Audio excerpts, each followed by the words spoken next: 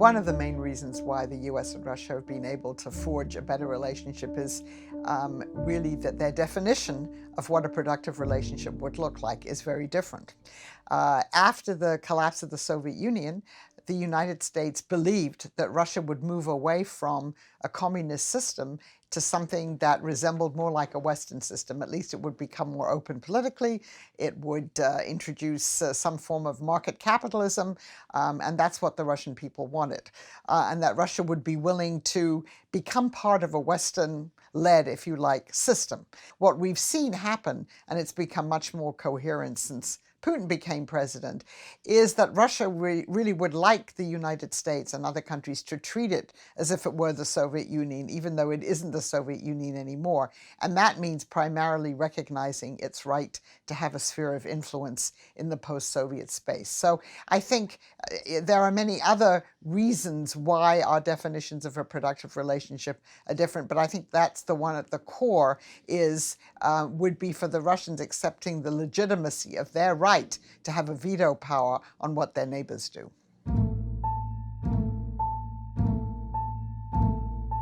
Well, the Europeans, first of all, were drawn into a sanctions regime after the annexation of Crimea, largely because, well, this was really driven by President Obama and Chancellor Merkel. So the Europeans, I would say, have been affected because they have been so far implementing their own sanctions and essentially cooperating with the United States.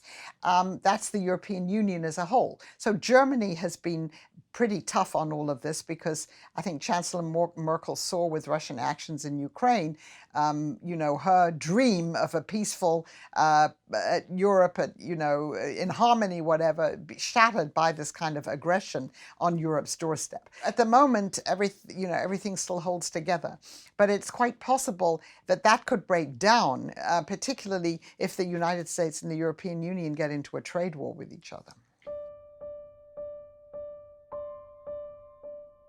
She's in a pretty difficult position because Germany used to be very much a bridge between the United States and Russia often, and even in the Soviet times too. In other words, Germany did have a much better relationship with Russia, particularly in the post-Soviet times, because Germany is eternally grateful to Gorbachev, certainly, for allowing German unification to happen.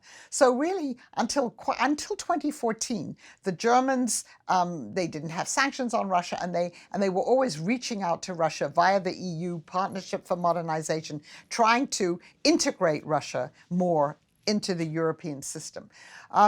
That stopped in 2014. So with the aggression in Ukraine, that's when Chancellor Merkel, became increasingly irritated, I would say, at Putin, in fact, telling President Obama that he, quote unquote, lived in another reality. So between 2014 and President Trump's election, you really had a pretty close US-German cooperation, holding the line on being tough on Russia, particularly with the sanctions.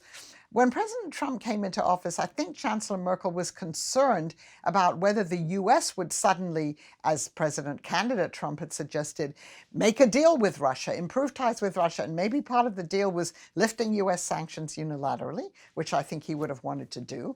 And also basically saying to the Russians, okay, Ukraine's in your sphere of influence. I think in terms of Russia, probably the Germans are assuaged at the moment that President Trump hasn't been able to do any of those things. But I think the concern about their relationship with the United States is still there.